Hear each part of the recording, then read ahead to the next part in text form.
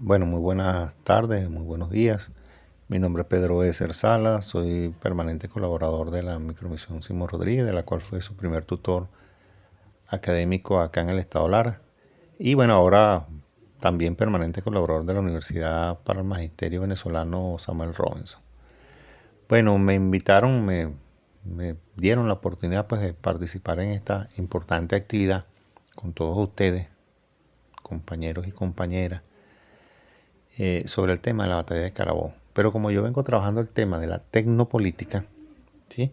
Yo quise enlazar pues esas dos temáticas y convertirlas en una sola temática. Entonces el título de esto que les voy a plantear es el siguiente, visión tecnopolítica de la batalla de Carabobo. Pero primero, ¿por qué la visión tecnopolítica?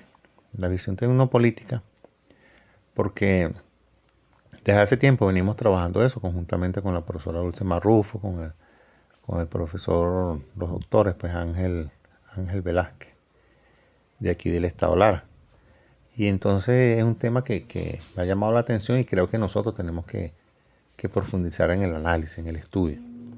Entonces esta primera lámina nos habla de la tecnopolítica como disciplina que aterriza la política.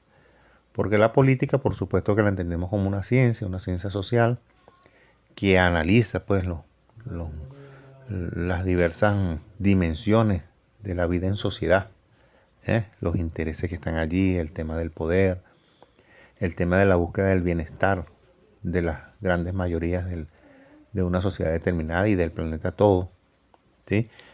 Eh, esa es la política. Ahora, la política también se ha tergiversado su sentido, a tal punto que en estos momentos la política es sinónimo de una serie de asuntos o de visiones negativas sobre lo que es lo colectivo, el bienestar colectivo. Y se asume como la posibilidad de enriquecimiento ilícito, de mentira y engaño, y así muchas otras cosas antivalores, pues, aspectos negativos de los seres humanos. Pero esa no es la política. Ahora, nosotros, en este sentido, nosotros planteamos que se debe asumir la tecnopolítica como una disciplina de la política como ciencia, ¿sí? Que nos permite aterrizar, nos permite ir a los contextos concretos, de manera sistemática, de manera formal, asumirlo, entenderlos, comprenderlos y actuar en ellos de manera sistemática, como lo dije anteriormente. Entonces, esa tecnopolítica, y si ustedes lo buscan en cualquier libro o lo buscan en internet, no se circunscribe solamente a las redes sociales en la informática, que es un arista muy importante de la tecnopolítica en estos momentos. Porque a través de las redes sociales también se influye en cuanto al asunto político, en cuanto a la actuación política, en cuanto al asunto tecnopolítico, pero es un arista. Por supuesto, esas redes sociales y ese asunto, el tema informático también es usado para tergiversar los verdaderos y profundamente humanos objetivos de la política como ciencia. Entonces, fíjense dónde vamos en este momento. Estamos hablando de la batalla de Carabobo, pero es la visión tecnopolítica. Hay que tener claro la tecnopolítica. Entonces, la tecnopolítica, nosotros debemos formarnos en la política y la tecnopolítica para comprender, actuar e influir en los contextos sociopolíticos territorializados, con el fin pues claro, en nuestra perspectiva, de todo ese trabajo y toda esa comprensión y todo ese estudio y toda esa actuación territorializada debe derivar en el bienestar de la comunidad, en el bienestar de la sociedad, en el bienestar pues de la humanidad. Jamás viendo la política y la tecnopolítica como, como un embudo pues, hacia lo individual, sino más bien el embudo al revés, hacia lo colectivo, hacia el bienestar colectivo. Entonces, pero para eso hay que estudiar la tecnopolítica. Y hay necesidad pues de impulsar estos estudios tecnopolíticos enraizados con las ciencias sociales, con todas las ciencias sociales que permitan determinar determinar qué en la sociedad: contradicciones, teorías y acciones insurgentes del contrario, planificación de nuestras teorías de bienestar social, las posibilidades de insurgentes, planificación insurgente en tiempos determinados. ¿Ves? Entonces quiere decir todo esto que la tecnopolítica como disciplina conectada a la política como ciencia tiene cierta complejidad, pero es necesario estudiarla, es necesario aplicarla. No quedarse en la política como teoría, una teoría política que o como muchos la ven, electoral solamente, que es un arista de la política y la tecnopolítica en estos momentos, sino cómo aterrizar, y con esto culminó esta lámina, cómo aterrizar la política en los escenarios concretos, a través de una visión formal, sistemática, científica, utilizando un sistema categorial que existe y lo utilizan todas las ciencias sociales. Ahora bien, en esta segunda lámina, bueno, ahí presentamos un gráfico, se lo voy a analizar rápidamente, donde el eje central es la tecnopolítica. Dice, una disciplina social, sociopolítica, ¿okay? Que correlaciona la teoría y la práctica social y la convierte en una praxis amalgamada, pues, teoría y acción y práctica. Es una ciencia o deriva de la ciencia política, está lejos de la politiquería, está lejos del individualismo y, muy importante, es aterrizada. O sea, aterriza en los contextos y es categorial. Utiliza un sistema categorial como ciencia que es o derivada de una ciencia. La tecnopolítica es amplia y compleja. No es descripción, no es contemplación.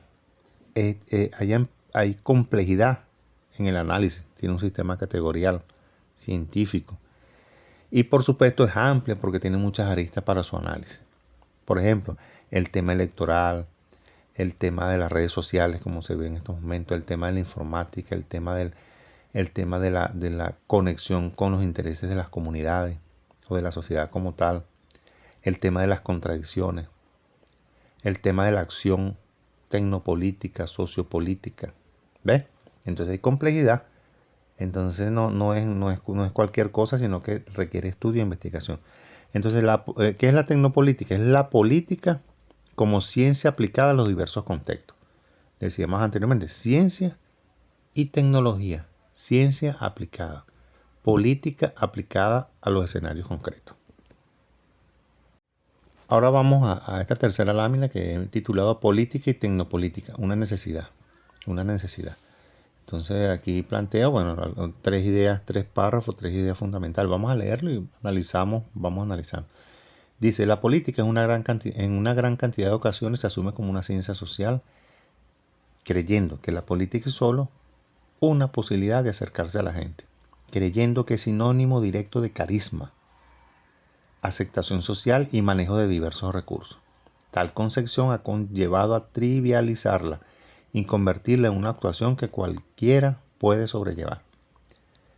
Fíjense, entonces se ha simplificado el tema político-científico, y por supuesto tecnopolítico no existe prácticamente, es algo que estamos impulsando o reimpulsando porque existe el sistema categorial de la política.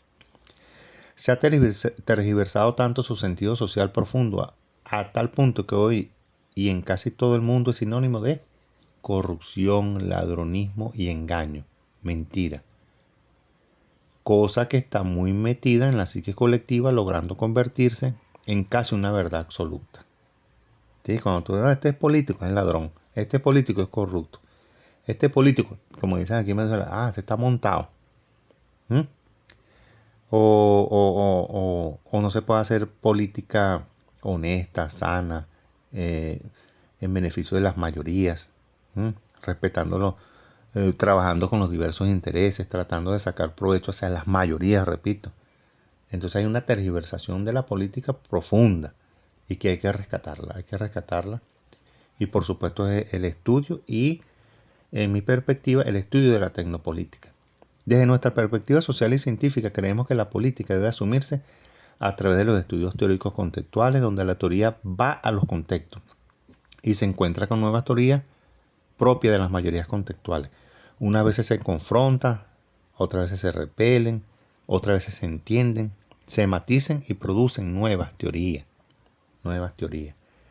¿Por qué? Porque el asunto de comprender a la sociedad, metido uno en la sociedad, es sumamente complejo. Sumamente complejo porque hay una infinita intereses infinitos allí, grupales, sociales, sectoriales. ¿Mm? Hay diversos intereses. Entonces, ¿cómo trabaja el político científico y tecnopolítico? El político científico y el tecnopolítico en la sociedad. No puede tener el pensamiento cuadrado, no puede tener el pensamiento lineal o por fases permanentes, o, o no entender que la sociedad es dinámica, es dialéctica, mejor dicho. Se va transformando, una cosa tiene que ver con la otra, todo está concatenado. Entonces, eso nos enseña la política y la tecnopolítica. Entonces hago mucho énfasis en esto para entrarle al tema de Carabobo. Pero ya vamos a hablar de ese tema. Vamos a la cuarta lámina. Ahora, a mi entender, y con los compañeros que vengo trabajando, uno de los grandes trabajadores pues, del tema tecnopolítico fue Simón Bolívar.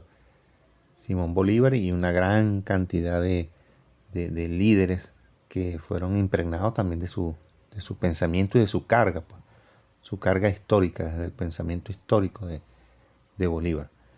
Y por eso traigo esta lámina. ¿Qué visión tenemos nosotros de la batalla de Carabobo? No tecnopolítica, aunque el título de la lámina es Visión tecnopolítica de la batalla de Carabobo. Pero me pregunto en estos momentos, ¿qué visión o qué enseñanza tenemos nosotros? ¿Qué aprendizaje hemos asumido nosotros sobre este tema y muchos otros temas? Entonces, dice aquí, hay una visión fragmentaria. La batalla de Carabobo, separada, aislada, alejada, allá. Como una efeméride, y por supuesto, en esa visión fragmentaria y en esa efeméride, lo fundamental es, repito, la fecha, el sitio, el nombre del evento y los líderes. Fíjense que los líderes, bueno, Simón Bolívar, Páez, Bermúdez, el Negro Primero y qué sé yo, qué otro líder por allí. ¿Ok? Sucre. Ahora, ese no es la batalla de Carabobo cuando lo vemos en sentido global, en sentido histórico, político y tecnopolítico. O sea, no es. Fíjense que, por ejemplo, hay una invisibilización de la mujer. Invisibilización de la mujer. La mujer estuvo allí presente. Y a raíz de los últimos estudios que se están haciendo en el Centro de Historia, el Centro Nacional de Historia, este movimiento insurgente, de la historia insurgente que se está dando en el país, se ha visibilizado a la mujer, cómo estuvo la mujer, no tan solo en la cocina, sino también en el campo de batalla, sino también en la acción político-militar concreta. ¿Ok? Otra cosa, tenemos una visión consejo territorial, no le damos el verdadero sentido complejo a la batalla de Carabobo como una acción política y bélica que permitió trascender nuestras fronteras hacia el sur. Claro, con la visión y el liderazgo de Bolívar. Entonces, fíjense, entonces voy rapidito. Visión fragmentaria, efeméride, destaca solamente líderes, no se visibiliza a la mujer. Hay una visión consejo territorial limitado, nacional. Y por supuesto, todo esto se ha reflejado en los textos con los que hemos estudiado. En los textos y en la propaganda que se ha hecho de todos estos íconos procesales, digámoslo así, históricos, donde destaca, por ejemplo, la batalla de Carabobo, el Congreso de Angostura, todos esos movimientos que hizo Bolívar en ese proceso independentista del Imperio Español. Entonces, esa es la visión que nosotros tenemos en la batalla de Carabobo y de todos estos acontecimientos que llama la visión positivista, de los cuales pues los cuales están presentes pues a lo largo de todo el proceso, la batalla tal, la batalla tal, la batalla tal, la batalla tal. Pero ¿cómo conectamos todo eso?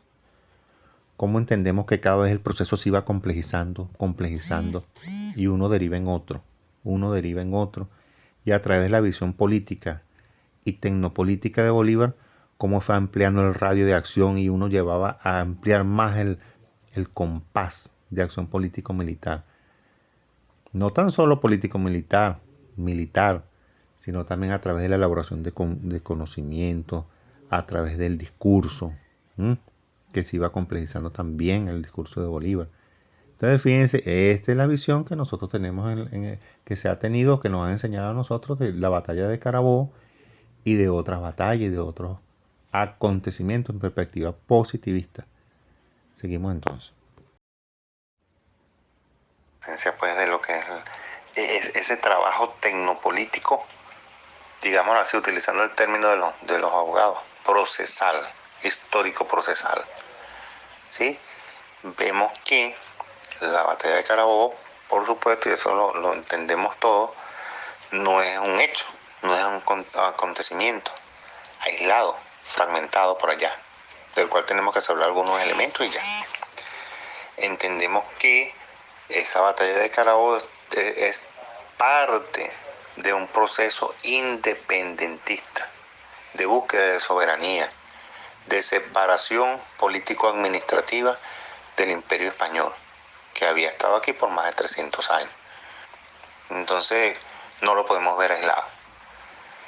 Más aún cuando hay toda una historia que se va moviendo del mismo momento que llegan los españoles acá, una historia contradictoria, una historia de contradicciones ante una sociedad o grupos sociales, sociedades unas más complejas que otras, que habitaban aquí en nuestras tierras, y la llegada de un imperio con una visión distinta desde el punto de vista político, desde el punto de vista militar, con una religión opresora, con unos intereses, con una deshumanización, contrariamente a lo que nosotros teníamos aquí, que era una armonía con la naturaleza, privaba o estaba acentuado lo colectivo, más no lo individualizado.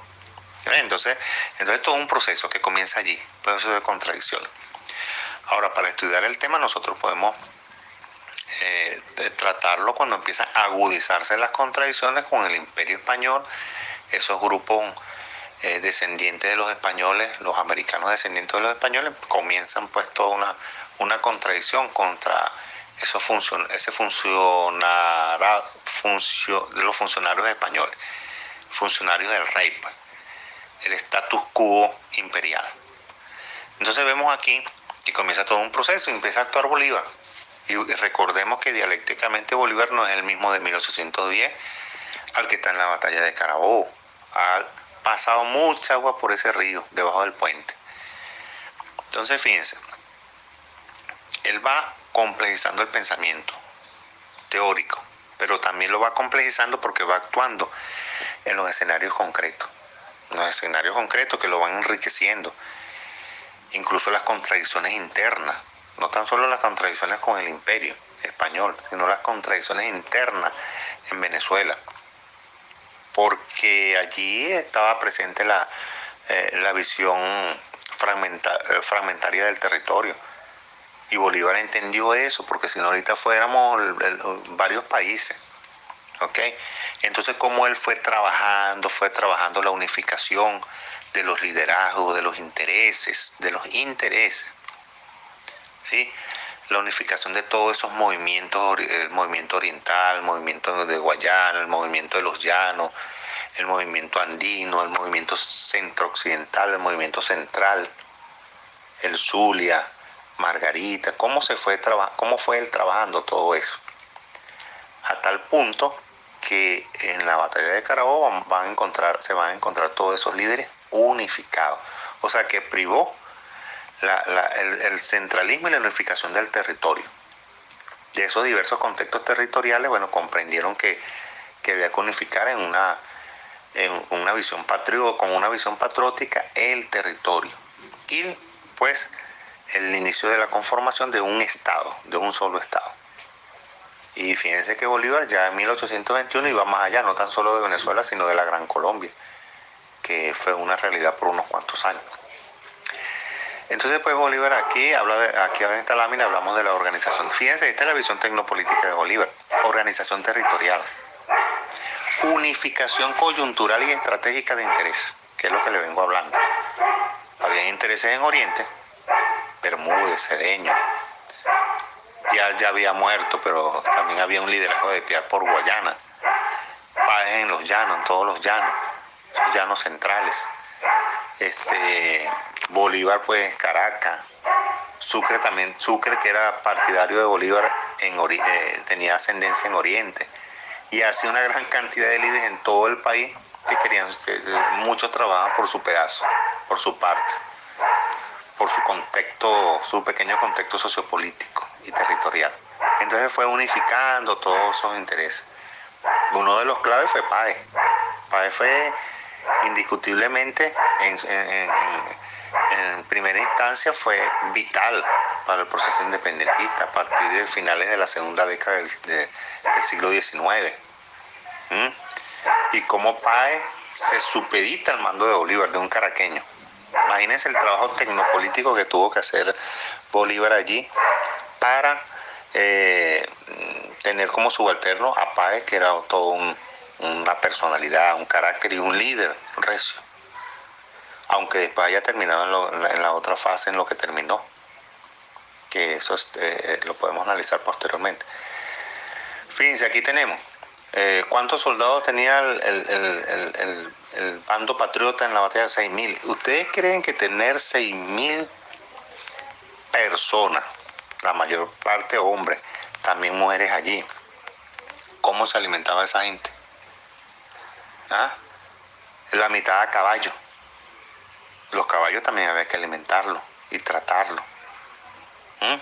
Las armas, los cañones, la organización del personal, la infantería, la caballería, y la organización aguas abajo de todo lo que implica el ordenamiento militar, los liderazgos, cómo se trabajaron. Entonces esta es una tarea política y tecnopolítica sumamente compleja. Fíjense, continuamos aquí, incorporación de la mujer en diversas tareas. Ahí estaba la mujer incorporada, pues que Bolívar no lo sabía y los líderes militares, políticos militares no lo sabían. Equipamiento y estética, equipamiento militar, la estética, los uniformes. Para esa guerra, para esa batalla, todos iban uniformados y eso tiene que ver con la psique, tanto de nuestro bando como el impacto que eso acarreaba al bando contrario. Motivación y arenga. El ejército era motivado constantemente. Bolívar era especialista en las arengas. Eso tiene que ver con lo tecnopolítico. Tácticas y estrategia. Ahí tiene que ver el análisis del ordenamiento militar territorial del contrario, de los españoles. El estudio del gran líder español, el coronel de la Torre, que estaba liderando al bando español. El espionaje era trabajado con maestría por Bolívar. La transmisión de comunicaciones, las tácticas de diversión que se hicieron Valencia, Caracas, para distraer y contrarrestar y desorganizar el ejército español. Todo eso se hizo antes del 24. Esencia de la sorpresa y el engaño. ¿Qué planteaban los españoles? Una batalla frontal donde nosotros teníamos la de perder. ¿Qué planteó Bolívar? Bueno, táctica de engaño, ataque por los flancos, y ahí se la jugó con Páez. Entonces ya el bando español venía desorganizado por las tácticas de diversión, que se llaman, que son tácticas de engaño, o yo te ataco por otro lado para desorganizar tu visión organizativa central político-militar.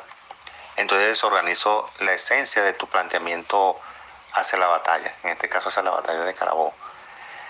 Y aparte de eso te ataco por donde tú no crees que yo te voy a atacar, o por donde cualquiera atacaría, que es frontalmente. Entonces fíjense, todos estos elementos y muchísimos más son dignos de análisis tecnopolítico. Dice aquí, hay una visión extraterritorial. Ya por supuesto Bolívar tenía planteada la visión, el asunto de lograr la victoria de Carabobo. Los españoles quedarían sumamente golpeados y eso conllevaría de manera rápida y audaz hacia la campaña del sur. ¿Ves? El aseguramiento de Venezuela, el territorio venezolano, de la patria venezolana. Recuerden que en 1823 fue la batalla naval del lago de Maracaibo, ahí se triunfó y se garantizó pues esta victoria de Carabobo. Y ¿qué pasó aquí? Y por supuesto eso se concretó, pues, que eso se analizará posteriormente. Pero lo importante es la visión extraterritorial. Si yo triunfo aquí y dejo desguarnecido el sur por allá, y no aprovechando este debilitamiento del Imperio Español desde el punto de vista político-militar, entonces pudiera haber dado la oportunidad a los españoles de reorganizarse y de quebrar de nuevo a Venezuela. Entonces es una visión política y tecnopolítica, y por eso actuó de manera rápida, de manera muy rápida. Dice aquí también unificación de mando. Hubo unificación de mando, lo que yo les digo, todos los caudillos, esos políticos militares patriotas, se unificaron bajo el mando central de Bolívar. Y no tan solo la unificación del mando, sino aceptación y respeto al mando. También, por supuesto, allí entra un tema sumamente importante desde el punto de vista político y tecnopolítico, es la fuerza, la voluntad, el compromiso y decisión.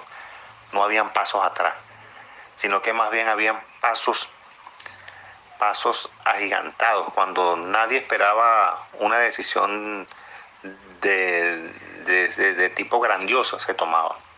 Y por supuesto también el rival, el bando contrario español, le impactaba de manera negativa.